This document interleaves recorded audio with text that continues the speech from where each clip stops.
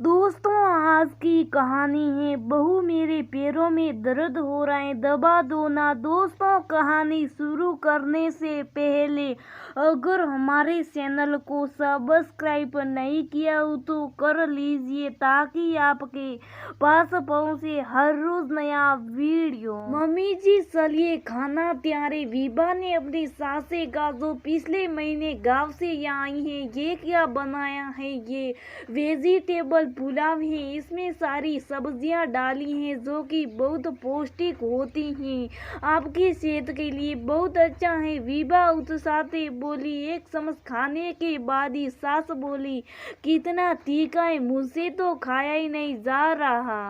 आप इसमें दही डाल दीजिए ना, ये पड़ी है ना। दही डालने के बाद सास ने पुलाव खा तो लिया, लेकिन उनके चेहरे से स्पष्ट नजर आ रहा था कि उन्हें पुलाव पसंद नहीं आया।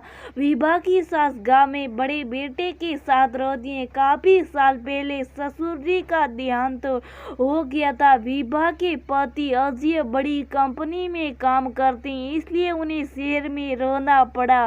विभा के एक ही बेटा है सलोक, जो 10 वर्ष का है। विभा की जेठानी को 3 महीने पहले हार्ट अटैक आया था, जिसके कारण उसकी तबीयत खराब रहने लगी थी। वह सास की देखभाल अब ठीक से नहीं कर पाती थी। सास भी लगभग 65 वर्ष की उम्र की हो चुकी थी और उनसे भी अब हर घर के कार्य नहीं हो पाते थे। इसलिए अजय ने विभा के से कहा कि हम कुछ समय के लिए माँ को अपने पास बुला लेते हैं। विभा तैयार हो गई। इससे पहले भी विभा की सास 2 साल बाद शहर में आई थी, लेकिन ज्यादा समय नहीं रुकती थी। एक आध सप्ताह बीता करी वे वापस चली जाती थी। उन्हें शहर का माहौल आबो हवा पसंद नहीं आती थी। अपने गांव में बहुत खुश रहती थी। वहाँ सारा दिन आस पड़ोस के लोगों में से कोई ना कोई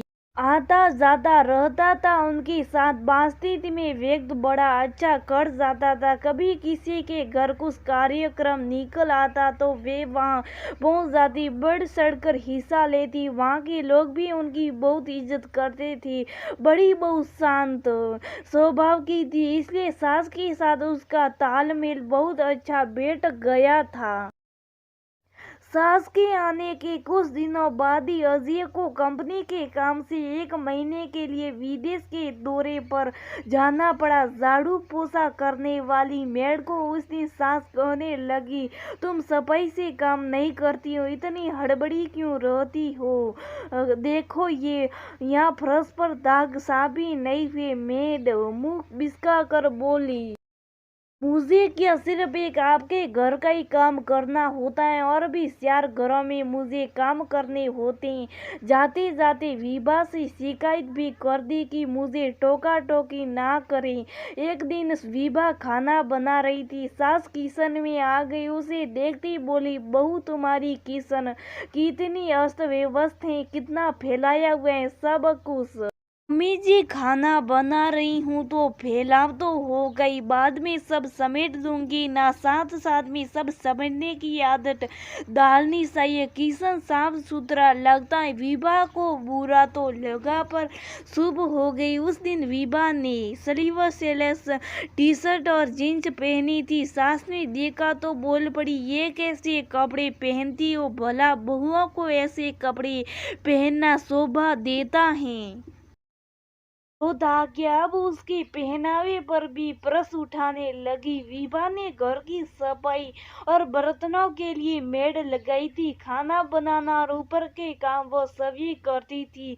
इसके साथ ही सलोक को पढ़ाना और पार्ट टाइम ऑनलाइन जॉब भी करती थी। Salwar suit, T shirt, capri या टी शर्ट, जींस आदि पहनावे में वो बड़ा कंफर्ट महसूस करती थी। बड़े शहरों में तो ये सब आम बात है। गांव से आई हुई सास को ये सब नागवार गुजरता।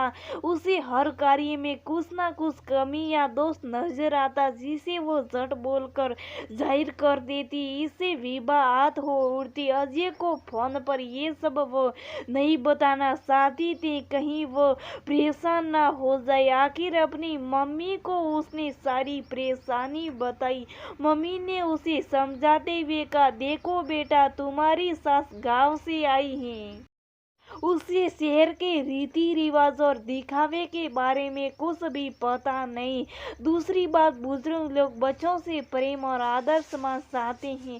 इसके अलावा उन्हें दूसरी चीजों की ज्यादा जरूरत नहीं होती।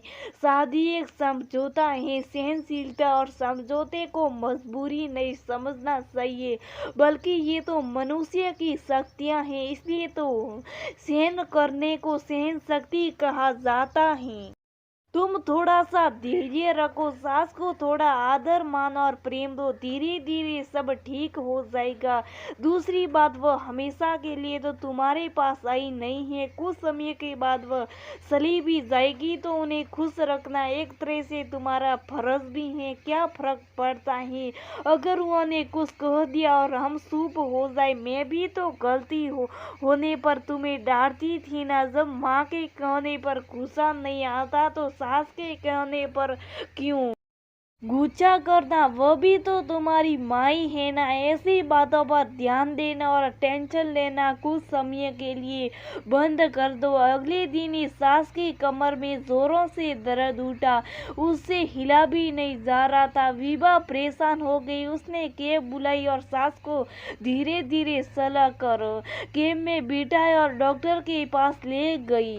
डॉक्टर ने बताया कि उनकी नस में दबाव आ गया है, इसलिए कुछ दिन उन्हें बिस्तर पर ही आराम करना चाहिए। घर आकर सास विभा से बोली, तुमने कैब क्यों बुलवाई? कितना सारा पैसा खर्च हो गया, ऑटो में चले जाते। मम्मी जी, आपको इतना दर्द है, ऑटो में कैसे जा सकते थे?